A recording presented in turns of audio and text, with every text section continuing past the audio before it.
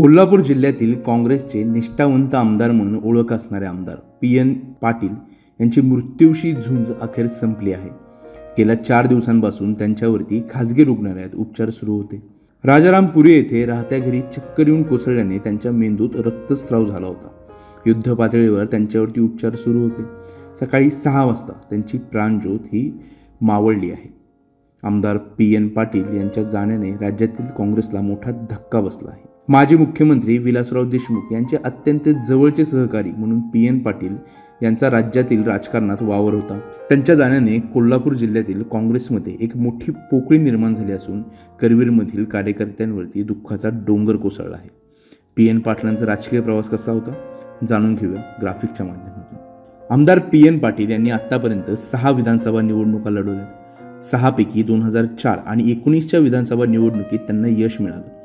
1995, 99, 2009, 2014 या विधानसभा निवडणुकीत त्यांना पराभवाला सामोरे जावं लागलं। 1995 ते 99च्या निवडणुकीत शेकापचे संपतराव पवार यांच्याकडून त्यांना पराभव स्वीकारावा लागला होता। तर 2004च्या निवडणुकीत पवार यांना पाटील यांनी पराभूत करून विधानसभेत पहिलं पाऊल ठेवलं।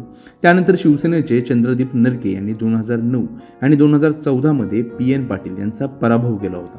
2019 मध्ये चंद्रदीप नरके यांनी त्याचा वचपा काढत पुन्हा एकदा विधानसभा गाठली।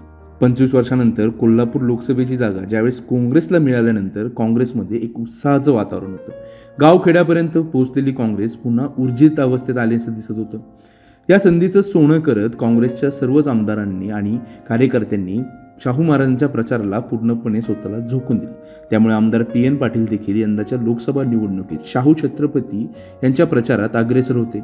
आमदार पाटील हे 24 तास शाहू महाराजांच्या प्रचारात व्यस्त होते।